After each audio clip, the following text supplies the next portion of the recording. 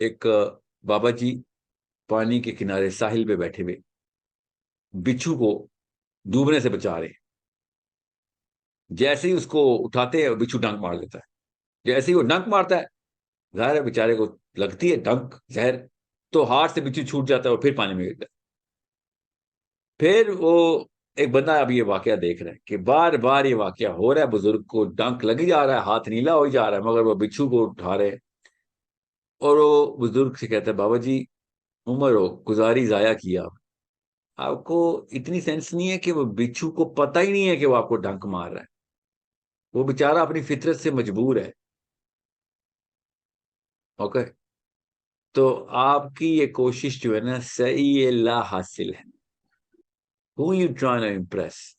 And بابا جی نے کہا بیٹا اصل میں میری عمر ضائع ہوئی ہے نہ ہی ہوئی, مگر آپ کی ابھی عمر نہیں ہوئی اس لیے آپ کو پتہ نہیں ہے کہ بچھو کی فطرت تو آپ کو نظر آ رہی ہے, آپ کو انسان کی فطرت کیوں نہیں نظر آ رہی کہ اس کا کام ہے ڈنک مارنا, بیچارے کو اور کچھ آتا نہیں, ڈنک ہی مارے, مگر میرا کام ہے اس کو بچانا, تو میں تو ڈنک کھاؤں گا مگر اس کو بچا کے ہی دم لوں گا چاہے مر جاؤ.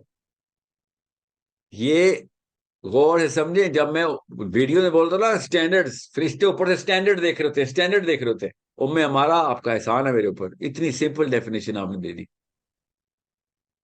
اوکے, کہ جس بندے نے جو زیادہ تر معاملات احسانات کے اپنے اوپر فرائض کی لسٹ میں ڈال لی ہوئے, وہ ہے قوی مومن, وہ ہے قوت والا ہائی اسٹینڈرڈ کانشینشیس پرسن. جس کو یہی نہیں پتا فرائض کیا, اس کی کانشینشیسنس یہ بات کرنی.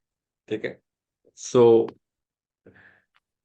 تصوف کی طرف بات جا رہی ہے, اس لیے ذرا میں واپس آتا ہوں. غور سے سمجھ لیں, تصوف کہتے ہی اس چیز کو ہے جو کہ وہ والے معاملات بھی اپنے اوپر لاگو کر لے جو کہ اس کے بغیر بھی آپ سیدھے, وہ کیا یاد ہے نا وہ بدو کہ یا رسول اللہ میں خالی اگر فرض نمازیں پڑھ لوں, صرف روزے رکھوں, نماز پڑھوں, زکوٰۃ دوں, تو حرام کو حرام جانوں, حلال کو حلال جانوں, جنت میں چلا جاؤں گا. یہ لویسٹ اسٹینڈرڈ ہے. اور یہاں پہ انہوں نے کیا کہا ہے, سوچیں ذرا کیا اعتراض آتا ہے.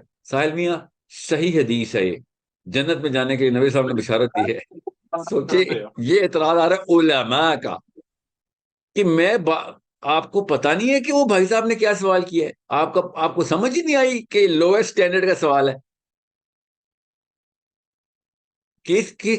مطلب who in his sane mind is pumping those videos and thinking کہ اوئے یہ تو غلط بات کر دی ہے, اپنی توجیہ نکالی ہے, حدیث صحیح ہے, سند کے ساتھ ہے.